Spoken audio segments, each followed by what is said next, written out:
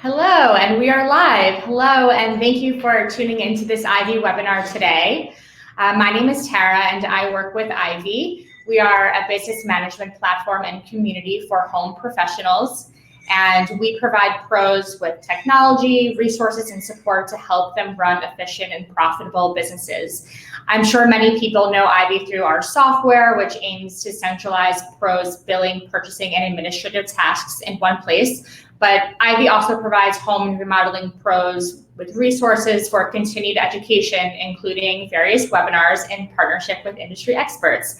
And with that, I'm very excited to welcome Marla Esser Cloos to the Ivy webinar stage. Hi, Marla. Hi. And Marla's mission is to empower people and families by sharing how green and sustainable products and practices offer healthier and more comfortable homes. Marla is also known as the Green Home Coach, and she educates clients on what actually makes a green home green, why it matters, and how to go through that green home certification process. Marla is also the host of the Green Gab podcast and author of Living Green Effortlessly, Simple Choices to a Better Home. And she's a NAHB Master Certified Green Professional and LEED AP. So in this webinar today, Marla will discuss why green design and build matters, the basics of a green home, and how to create one.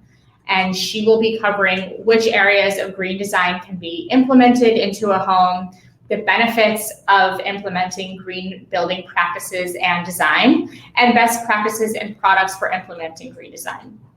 So just a little bit of housekeeping. For the next 45 minutes, Marla will run through her presentation, and then we'll leave the 15 minutes at the end for your questions. So I kindly ask, please do not submit your questions in the live chat. We won't be able to see those. To submit a formal question for Marla, please click the Ask a Question text box below the screen here, and we'll do our best to cover as many questions as we can. So without further ado, I'm happy to welcome Marla. Oh, thank you, Tara. I really, really appreciate it. And hello, everyone.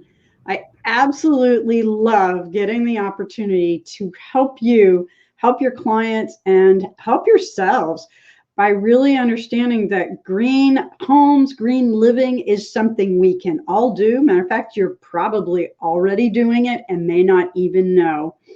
So thanks for joining us today for 10 tips for designing and building green living spaces, because there's so many more than 10 tips. But hey, if I can get you started there, then we've made a really good dent for the day, right? So just to give you a quick about me, if you would like to find me, I am on Instagram, I'm on Facebook. My email will be again at the end of the presentation, or just check out our website, Green Home Coach. And thanks again for inviting me to this really exciting webinar. So we're going to cover a number of topics. Don't get too scared. I know the list looks kind of long, but I wanted to break it out so you just have an idea of the progression that we're going to go through so that we can build upon the information that we're going to cover. So we'll start out with welcome to a green home and why a green home is better. So this is really all about why it matters, because that's what really matters, right? We'll cover real quick what a certified green or energy efficient home is and how that comes into play. And then most importantly for y'all, what makes a green home green? We'll talk specifically about products and materials, as well as qualities and specifications and green labels that are all a part of what makes a green home green. We'll wrap up with operating and maintaining a home, because taking care of it or driving our homes is just as important as having it. And then some resources to get you started, and we'll wrap up with questions. So what are you going to leave this with? Well, I want to start out by presenting the 6 categories of things that you can buy or do both that can make a home healthier, safer, and more comfortable. This is really where all of it starts, is these 6 categories. So we'll spend some time there. Then we'll move on to 5 or more things that you can do right now to get started in your own home, in your clients' homes, and we'll expand that to 10 tips that you can use for designing and building green. We'll also be sprinkling throughout this how to prioritize the home projects according to what's important to you, your client, and how to really tie that in with the values that your company and your client have in common. We'll also be talking throughout here about how our buying decisions impact our families, our communities, and the world. Because one thing I've definitely learned is anything that impacts one of those usually impacts all of them. So we start off with the basic tenet that I operate off of. And that's that we all really want a home that looks good and performs well. The challenge here is that a lot of time we get so stuck about talking about the physical attributes or the aesthetics that we kind of forget about the performance. And then we move into the house, or we move into our remodel or our redecorating, and all of a sudden something's not working like it should. And now we're starting to question, did I really think about how this house is serving me besides just how it looks? So that's the basic tenet of a home that looks good and performs well, and it's really pretty easy to do. So welcome to a green home. What is so special about a green home is it is a holistic approach to building and remodeling. And yes, it definitely works in remodeling. It definitely works in redecorating, and it works when you're just upgrading an item or a space. But this holistic approach, rather than just focusing on energy efficiency or water efficiency or indoor air quality or water quality, this holistic approach takes a systemic view of a home. You think about it, our bodies are systems of systems. Well, our homes are the same way. We really have the systems of systems. So this holistic approach says we know that those systems interact, and we're taking that into account when we're making decisions about our homes. Whether they be our clients' homes, our own, they all operate on that same basic tenet. So what do you want to get out of this? You want a healthier, safer, and more comfortable living space. This is pretty much universal that we all really want that for ourselves, for our clients, to just have that safe place, that castle that we can retreat to. And we know that it's going to take care of us as long as we do some basic things to take care of it. So that means the attention to detail and that quality and that careful planning are how we can implement the needed elements to bring this holistic approach into play. And that is what makes green homes so different, is that they've really got that attention to detail. Now, you're also going to hear some other words thrown around in the industry that I want to make sure you're aware of. You're going to hear sustainable. You may hear high performance. You may hear energy efficient. And then you may hear green. Green has really become kind of the catch-all word, but there's a lot of different tenets to it. Oh, let's see, you might also hear eco-friendly or environmentally friendly. And green, I'm going to use it throughout this presentation as the catch-all for things that are efficient, as well as mindful of the environment, and most importantly, mindful of the health and wellness of the people that live in that home. So just kind of to clarify, because those words really do pop up a lot. So why is a green home better? And this is where I want to start with everyone I talk to, is because if you're not getting the value proposition, if you're not getting the benefits, then why talk about it at all? Why does it matter? So number one, health and safety. And I don't know how many of you experience this, but I experience it a lot, that women are making the vast number of decisions about a home. Even if they don't sign the final check, they're making those decisions. And health and safety is so paramount to most women that I've talked to over my time in this business. And not just in our homes. Matter of fact, a lot of times we don't think about the health and safety of our homes beyond it being safe with building codes. But really the health and safety does play into this in a huge way. And right now there's really an increased focus on health and well-being. So this is a time to really think about those choices that we're making. You start off by reducing the pollutants, the contaminants, and moisture, as well as things that are coming from combustion, like a gas-fired heater or a gas-fired water heater or a gas fireplace or a stove or a dryer, because all of those things that you either burn fuel or wood, such as a fireplace, do impact the pollutants in a home. Moisture is another one that a lot of people don't think about. But if you think about how many structures and how many homes are affected by mold and mildew, we definitely don't want it in our homes. Matter of fact, it's something that makes me personally pretty sick. So I definitely don't want that in my home.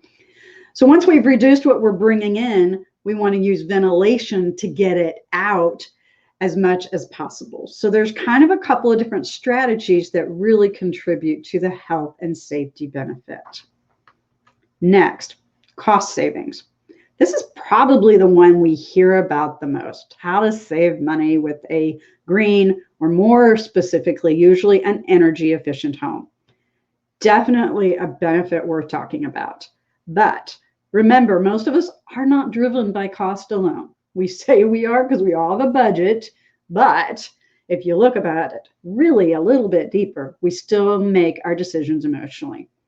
But let's talk about cost savings a little bit, because we all think about the energy efficiency as the primary method of cost savings. So utility costs, especially for heating and cooling, is the first one most people think about. And it's definitely a huge factor.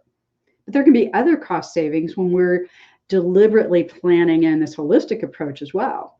We can save money on equipment because the better insulated, the better protected that the actual structure of the home is, then we may not need as big of equipment to service that home. We also have an opportunity to choose equipment and products and finishes that require less maintenance. And when we can replace items, we can choose things that are more durable or that last longer and require less upkeep. So there might be considerable cost savings in just the ongoing costs that are in a house as well. A lot of times we do not think about the operation of our homes when we're making decisions. We do more frequently think about it with a car because that miles per gallon is right in front of us and we can see it. We don't yet have that kind of a rating for a house that's being used on an everyday basis. They are available, but we're not using them yet. So you may buy a home that's pretty inexpensive or remodel a home, but you haven't looked at the operational costs and they may be way, way higher. So getting a good balance between those two is a great way to have cost savings. Next, comfort. I don't know about you, but I find that all of us want comfort. And it's something really individual. That's, we all define it a little bit different, but there are a couple of universal things that we typically think about when we're thinking about comfort in our homes. Namely, that it's warm or cool where it's supposed to be and when it should be, and that there's not a lot of drafts, and that's not real humid or real dry. And sometimes this can be a little harder to achieve than we think. And a lot of our comfort is tied in with our heating and cooling systems and the structure of the home, hence the picture of the insulation. There's a lot of different factors that can play into the comfort of a home.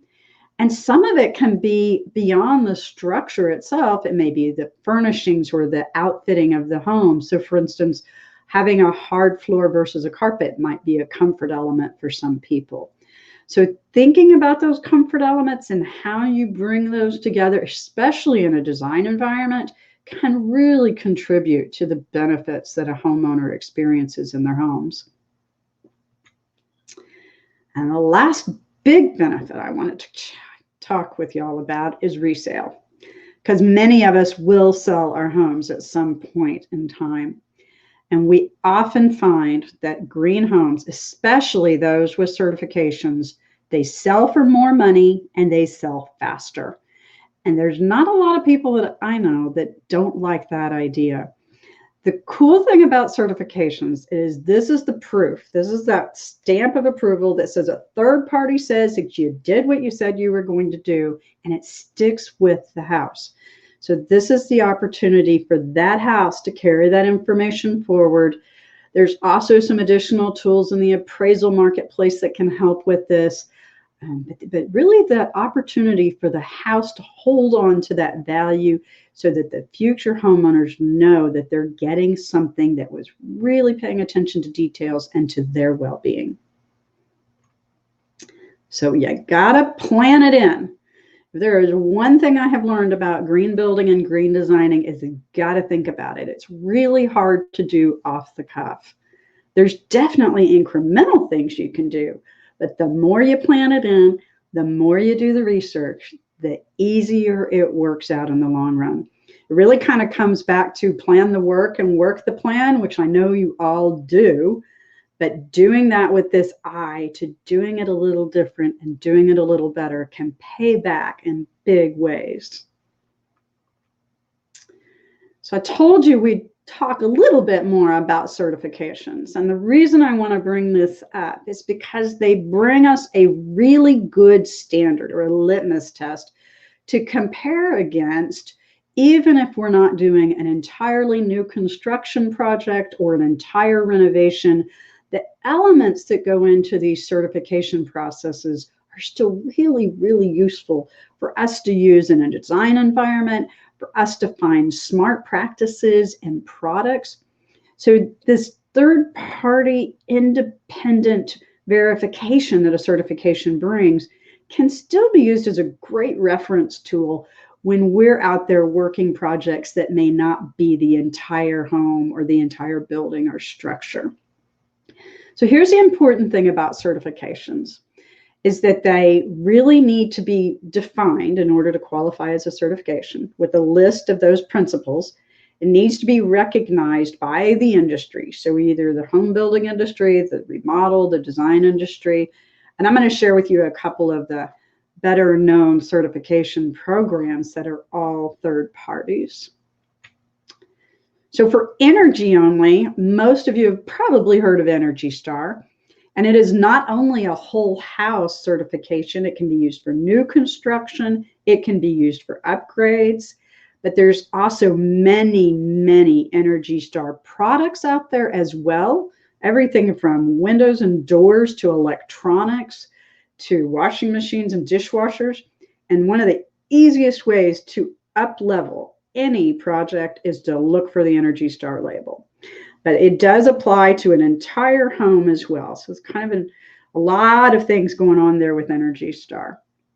I've got it listed in the resources for you too. So if you want to investigate a little bit more, you can. There's also an energy only, I'm going to say certification because it's really a little bit more of a scoring tool called HERS, the Home Energy Rating System. And this is an index that gives you kind of that miles per gallon about how energy efficient a home is when it's compared to a standard code-built home or an existing home. So with a HERS index score, the lower the number, the more energy efficient the home is. So if you run into a home with a HERS score, you can access the HERS website and see how that compares to a brand new code-built home or an kind of a normalized existing home. But again, HERS and Energy Star are both energy efficiency only. To get into the holistic green certification, there's 2 national models out there, and there's a host of regional and even a few local ones as well, actually quite a few local ones now. But the 2 national ones really both accomplish the same endpoint, but they get there a little bit different. The first one is one I've actually worked with quite a bit, which is the National Green Building Standard, or NGBS. There's your fun little acronym. This one works really well for new construction as well as remodels. It has an entire chapter dedicated to certifying a remodeled home, as well as the guidelines for remodeled rooms. So it's very, very comprehensive on the remodel side and the new side. It also works equally well in a multifamily or single family environment, and it's even been extended into mixed use spaces. So it's pretty darn flexible. LEED for Homes, LEED, Leadership in Energy and Environmental Design, is one put out by the U.S. Green Building Council. They have a host of certifications. If you've heard of LEED, oftentimes it is for their new construction commercial level certification, because most cities now and many government buildings are LEED certified. But they also have a home certification.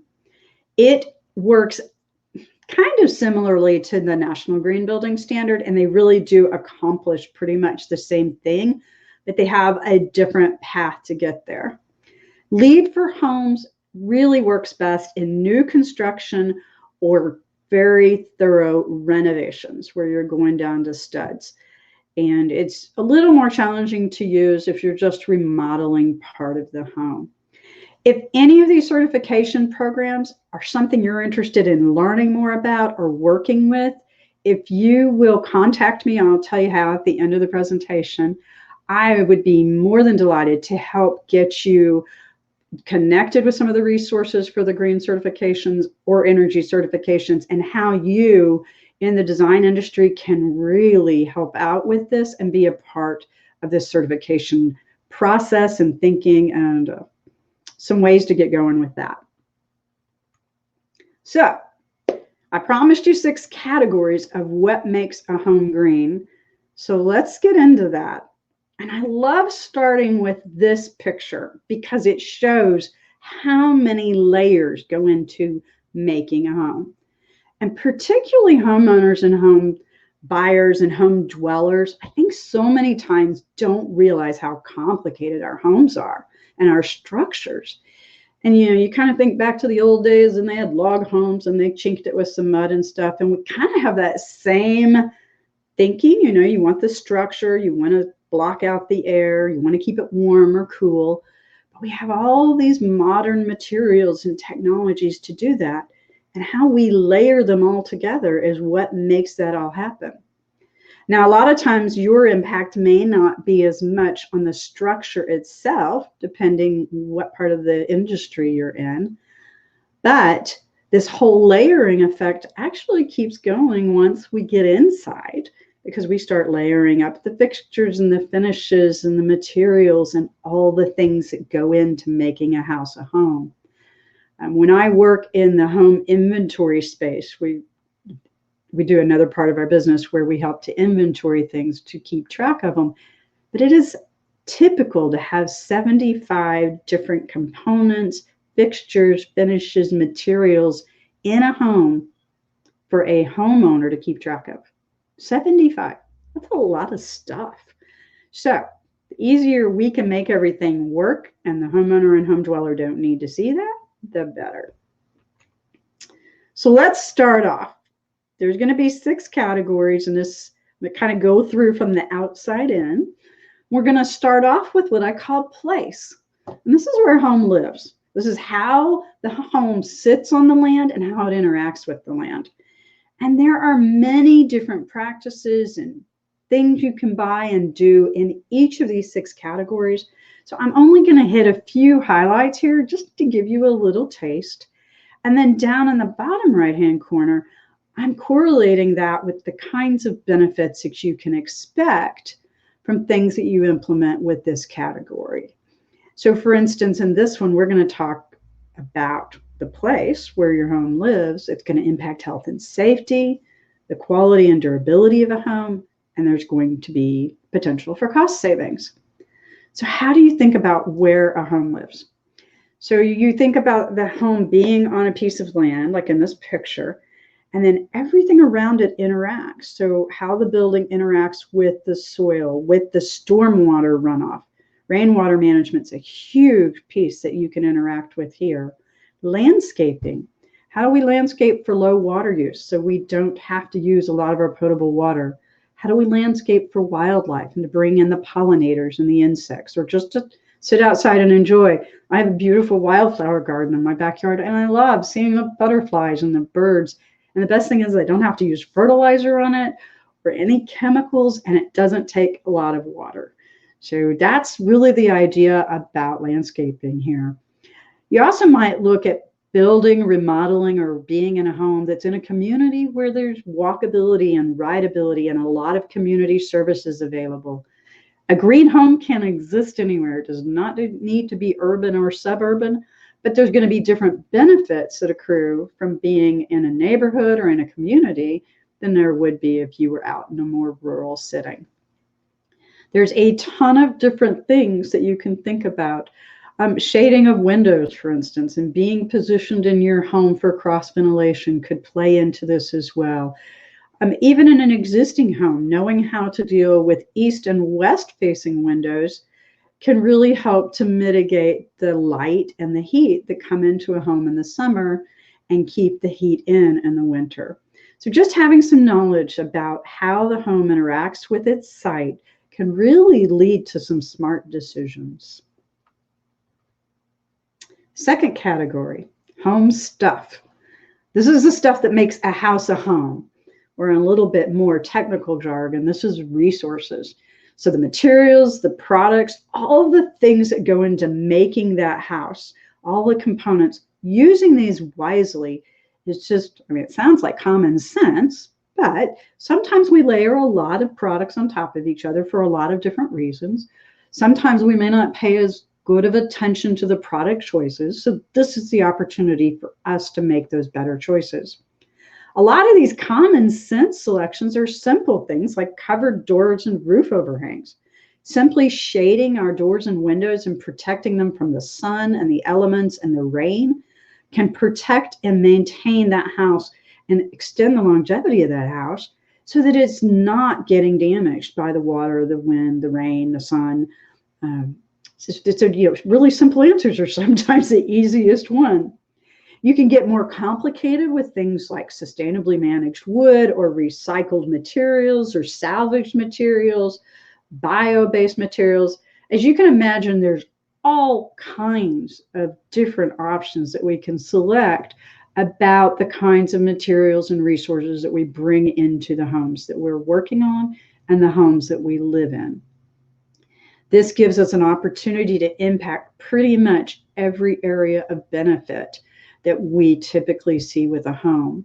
Different selections may impact it in different ways, but there's opportunities to touch all of the benefits that we look for in our homes with many of the practices and selections that we can make with the resources and materials that we choose.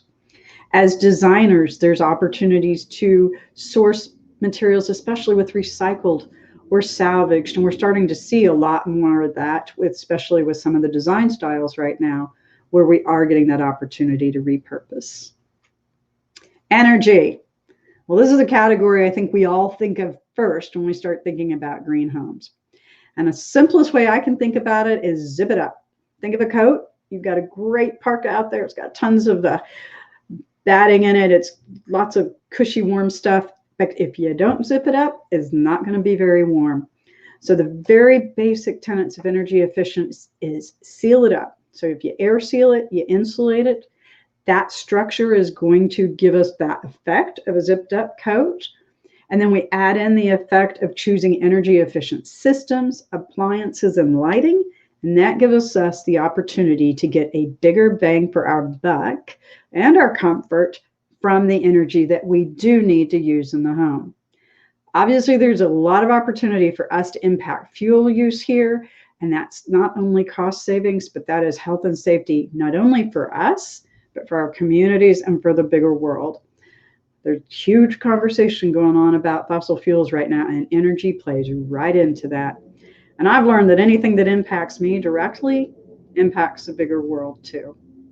So opportunities here include your heating and cooling systems and ventilation systems, HVAC, how they're ducted, the insulation and air sealing throughout the home, but especially around windows and doors and walls. So if you're in a construction or you're building on an addition, there's really a great opportunity to seal it up.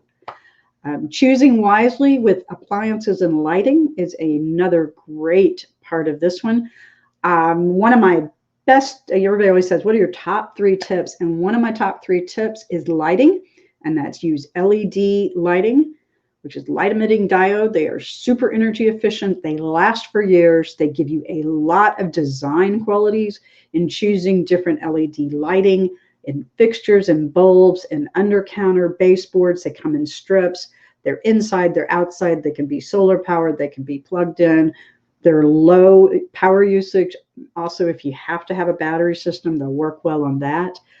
But lighting is just a really fun one to get into, and there's a lot that can be done that is so much more energy efficient and not, pardon me, I had everything on mute, but lots of opportunities with lighting. Next is water. And some parts of the country are having a lot of conversations about water right now because we're running out. We're hearing about cities and other parts of the world that are, days or weeks away from running out of water in their reservoirs. It doesn't feel quite as urgent to many of us, especially right now when it's been raining nonstop for the last month and a half or 2 months. But water that is drinkable is such a small fraction. I mean, it's less than 1% of the total water on this earth. And all the water in our system just keeps coming and going. It gets recycled.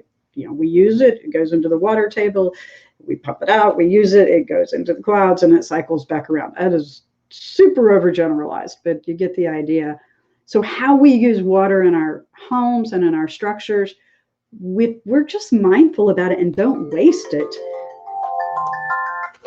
If we don't waste it, there's more to go around.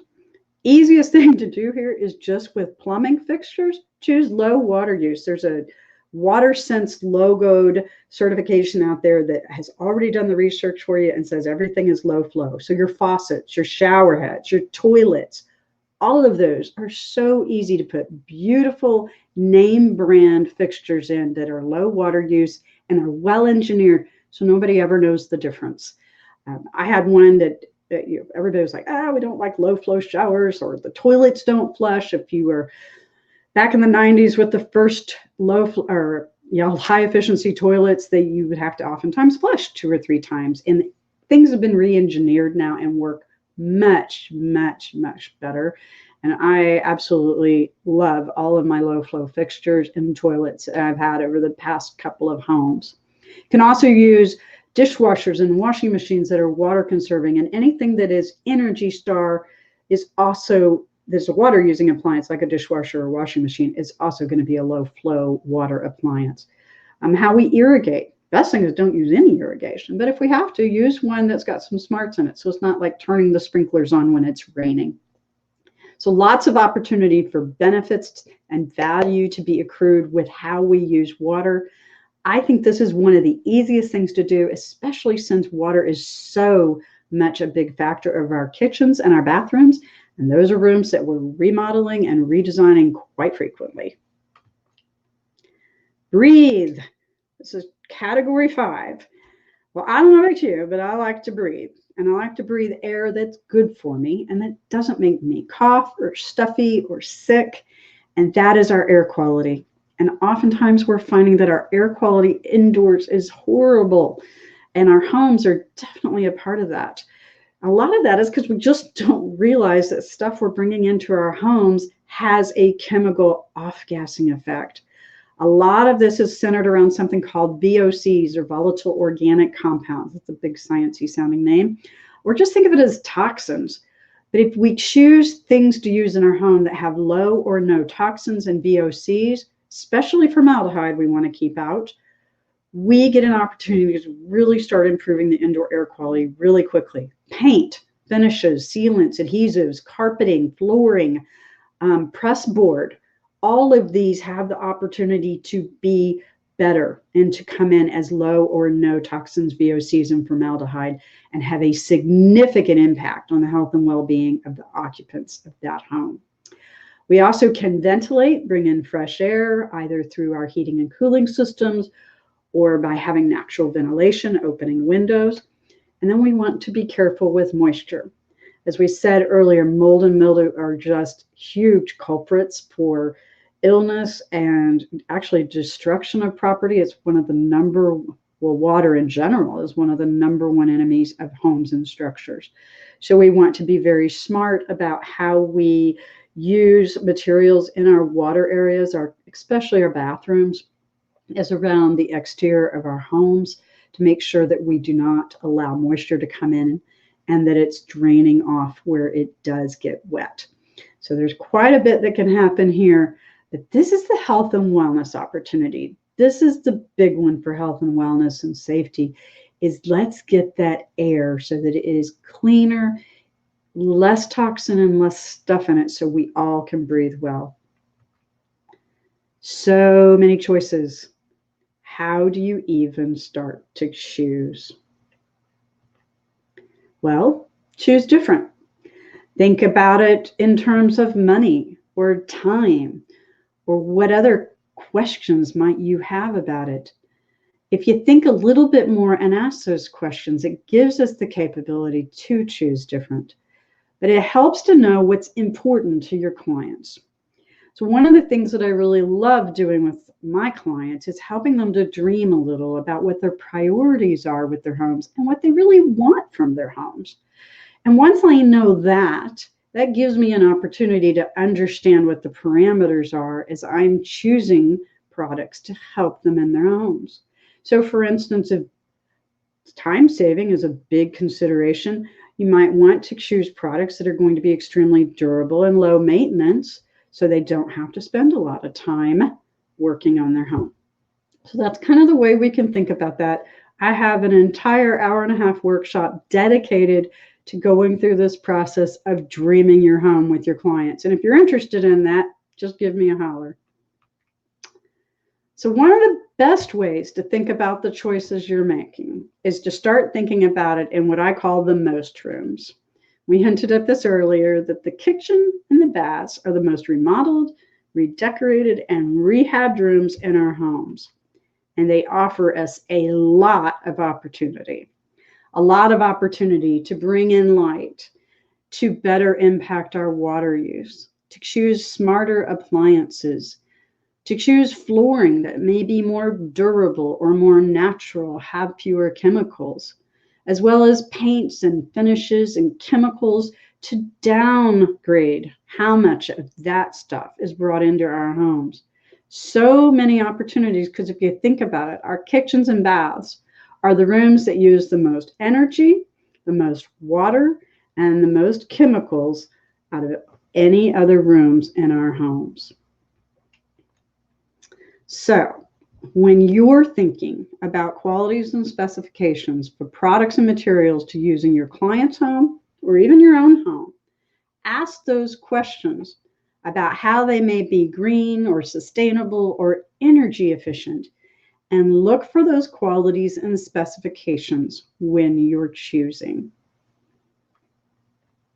So, are they healthier, safer, better? And if so, how? Because nearly 50% of women, and I actually think this has gone up since I pulled this statistic, want more green choices. But men and women alike, we all like the benefits of green choices. But since so many decisions in a home are made by women or influenced by women, this opportunity to share these choices with them is massive. So an easy way to start is looking for green labels, or as I call them, the signposts. And this is a handful of the more common green labels that I see when I'm working on homes and we're choosing products and practices that are more green and sustainable. We've talked about Energy Star, and the tree is the environmental stewardship program for the KCMA for kitchens cabinets. Green Label Plus, indoor air quality testing. We see this a lot of time. It comes from the Carpet and Rug Institute, so a lot of times around flooring products.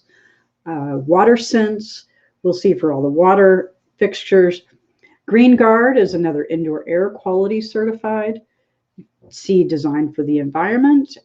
Cradle for Cradle. FSC is one of the forestry products that we'll see for stamping for wood and paper products. And then, of course, I'm hoping you all know the 3 arrows for recycle. Now, here's the thing about recycle. And you'll notice it's just recycle. So many of the products that we buy have the logo of the triangle with a number in it. And that says that packaging or that product can be recycled and will be accepted in some recycle program. The other thing I challenge you to do with recycle is to buy materials and products made of recycled material.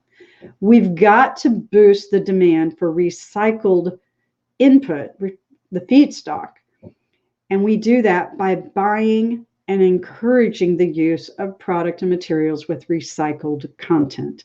So we got to work both sides of it. We got to put it into the system, but we also got to take it out by buying and using product. So just something to think about when you're out there thinking about the next thing you're looking for to put in the home. So you can choose 5 things easily in a kitchen. Let's go through. Lighting can be LED. We can choose a water efficient or water sense kitchen faucet. Actually, kitchen faucets are not water sense, so we'll choose a low flow one. We can choose flooring that is certified as no toxin. I've even seen a lot of flooring lately that has recycled content. We can choose a countertop that is made of quartz or is made of a recycled product that doesn't use adhesives. That would be a great one. We can choose cabinet products that are KCMA Environmental Stewardship Program certified and that have no formaldehyde in any of the press board.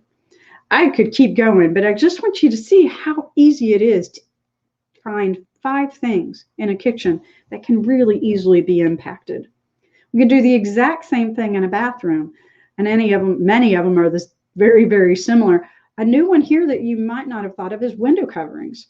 So we may have an opportunity to influence the light or the heat coming in with window coverings. So as you and your clients are going about maintaining and repairing and replacing, we can up level it every time we do that. I call this incremental green because it's a way to just keep up leveling it as we go. But it does mean thinking a little bit about what you're going to replace or bring in as you're maintaining and repairing. So we're always ready to up level it a little bit more.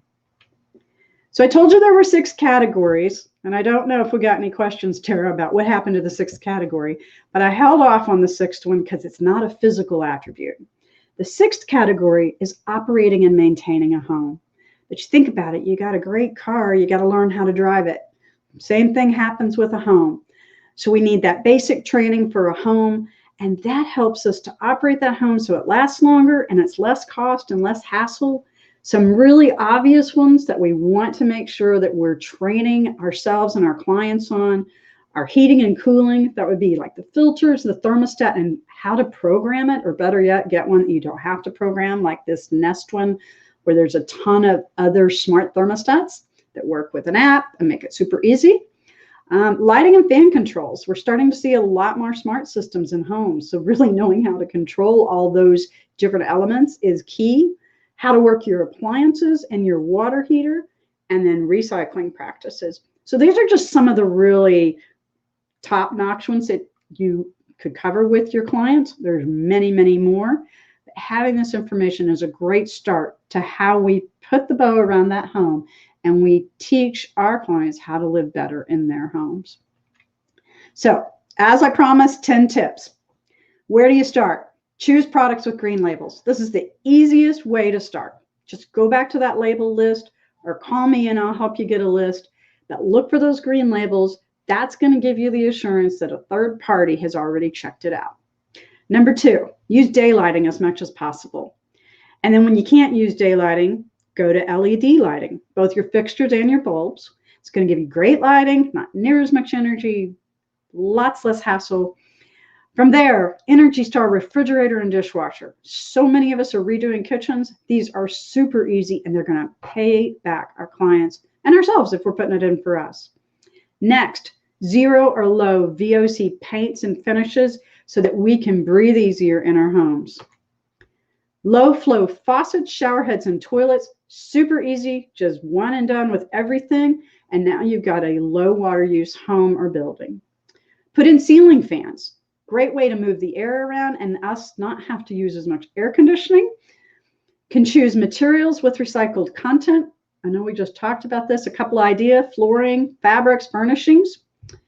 Number 9, use window coverings to cut out the heat and the glare, especially on those east and west windows, as we mentioned earlier.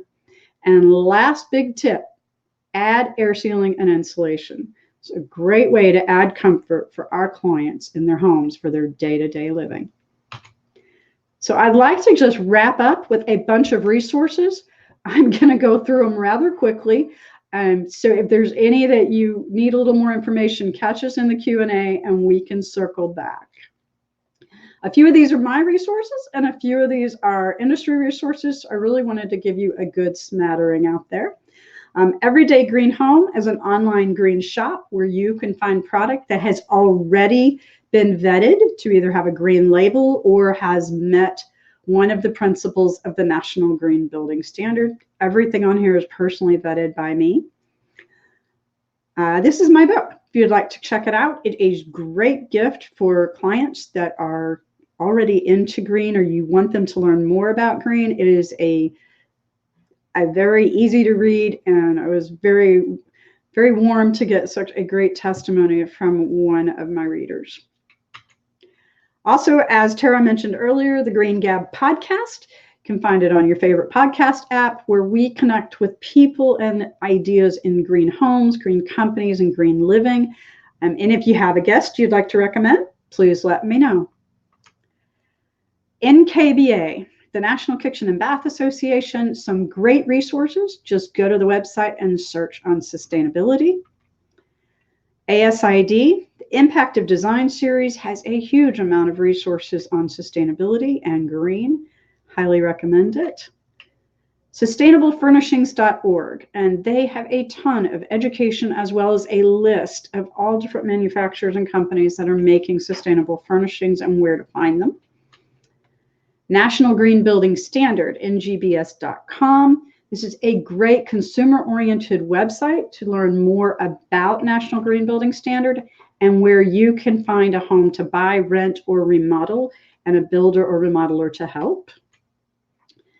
U.S. Green Building Council LEED, talking all about the LEED for homes and how it can be used. Energy Star for new homes. This is the energy efficiency only standard. You could get lost for days on the Energy Star website. There is so much information out there, including a very comprehensive product listing for Energy Star products. We mentioned the HERS index earlier, so here's the website to learn more about it. And that is it for resources. If you would be interested in talking more about green homes and how to get started, please use this link and schedule some time with me, and we will talk more about how this could work for you and your practice. And really, with this, Tara, I am ready to open it up for questions. Great. So we can come back to the webinar. Marla, thank you so much for your time and for sharing all of these incredible resources and information with us. We have some great questions that came in.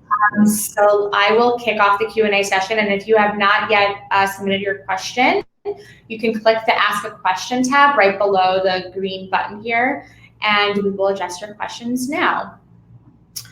So Marla, Donna asked, what are the best ways to test a home for toxicity on air from chemicals and off-gassing for new home builds? So there's a lot of different professionals out there, energy professionals and home audit professionals that can help you assess that. There's also some tools that you can get to put in your home. And there's one I just saw not too long ago that I don't have the name for, but it will actually read out the air quality in your home and give you the readout. If you'll drop me an email, I will find that for you, because I don't remember it right off the top of my head. But the other one is, if you're having an energy audit, oftentimes those professionals can also help you assess the indoor air quality. And then if you're talking about moisture, you'll want to go with a moisture, like mold and mildew. You'll want to go with a specialist that really knows mold and mildew and how to read it and mitigate it and get rid of it. Great, thank you. Marla, I dropped your email address in the live chat here, so if anyone wants to send you an email, they can okay, great.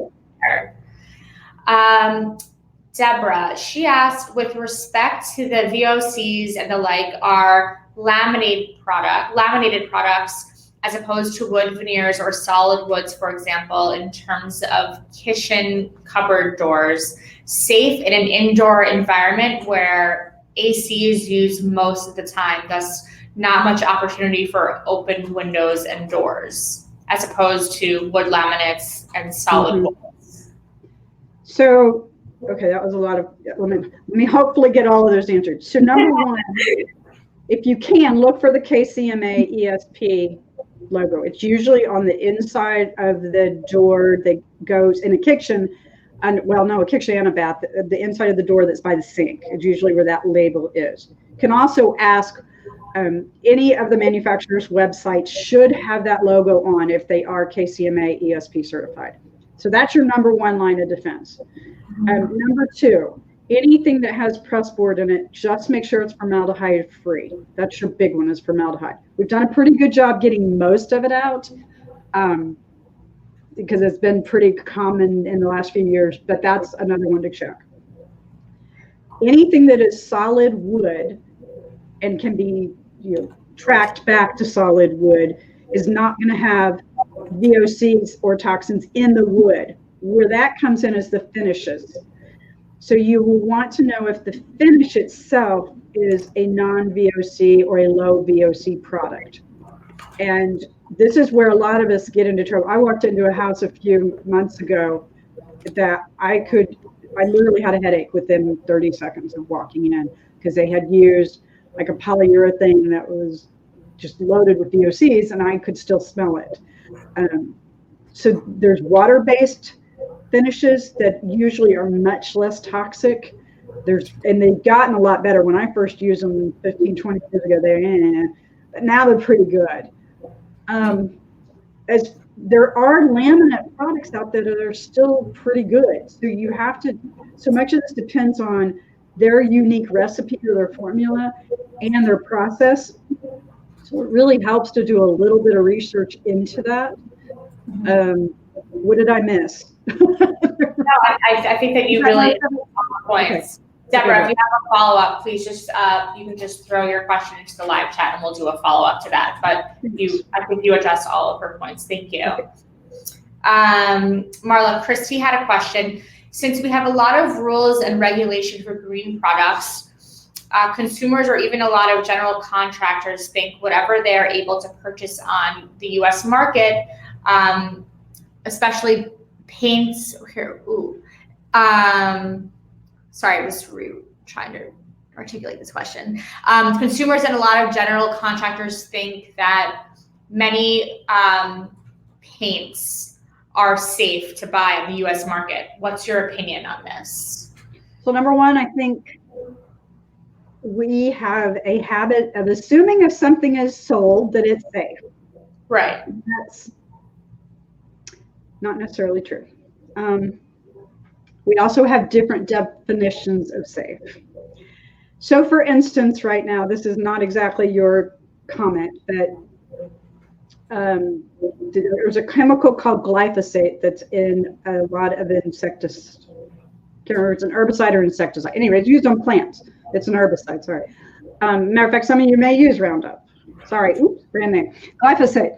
The Environmental Working Group has had their research is showing that it's carcinogenic and that it's showing up in our food source and blah, blah, blah.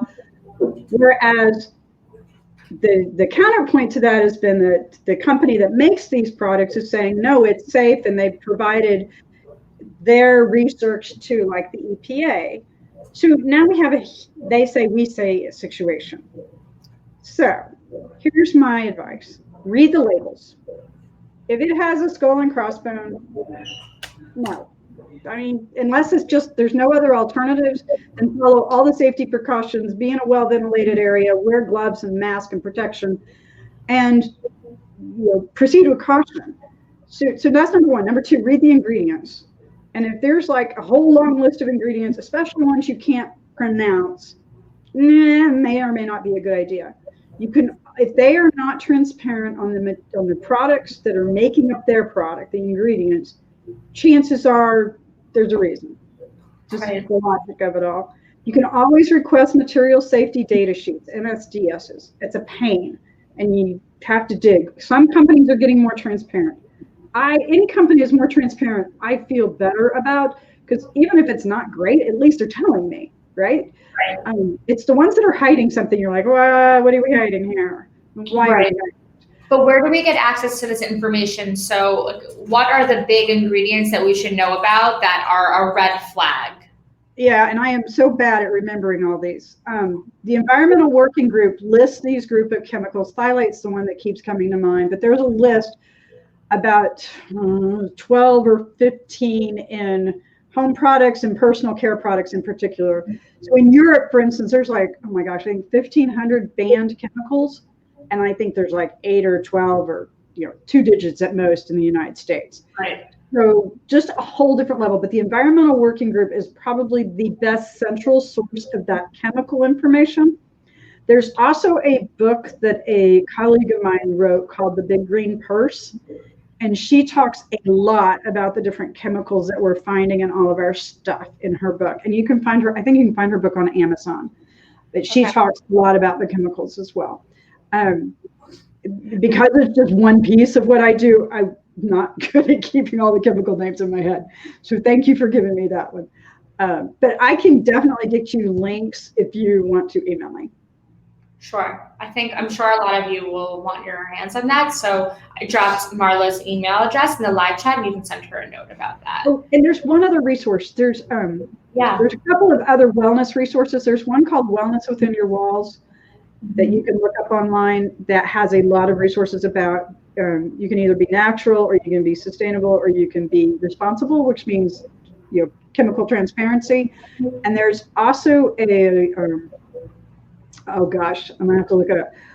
Well standard. Sorry, my brain's not pulling that word out. But there's a couple of different standards focused around this wellness aspect, and a lot of it's chemical related. So those are also really good resources. Great, thank you, Marla.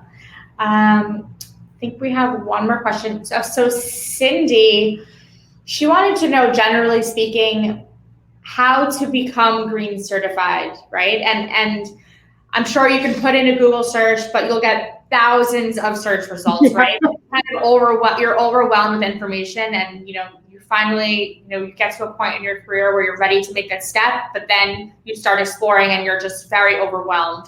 So do you have any tips for Cindy or people like her who are ready to become certified, and what are the trusted routes to go ahead and do so? So there's different green certified programs. LEED, L-E-E-D, the Green Associate is one a lot of people take, and it's a really good start. There's also one that the National Association of Home Builders puts out. It's called the Certified Green Professional, which is one I hold. That also has a lot more building science in it as well. So I would choose kind of according to what you're doing. If you're a realtor, I can't say today properly, there is a green designation that the National Association of Realtors puts out. The Sustainable Furnishing Council also offers a green designation. And let's see who else. Those are the ones that are coming to mind. Wellness Within Your Walls offers a training program as well, and a certification about more the wellness side. And probably not going to want Energy Star. So those are the big ones that come to mind right now. If there's a specific industry you're looking at, pop me an email and let me see what else I can find for you. Okay, great. Marla, thank you so much. That's all the time we have today. But really, thank you for your time. Thank you for everyone who tuned in with us today. I'm going to drop in Marla's website right here in the live chat, and I'll drop in her email address if you want to drop her a note and request some more information. And thank you for joining this Ivy webinar. And if you're looking for more information about Ivy, the software, you can click this Get Free Ivy demo here, and we can jump on a call and talk about how Ivy could be a good fit for your business. Thank you for your time today. Have a great day. Bye, y'all.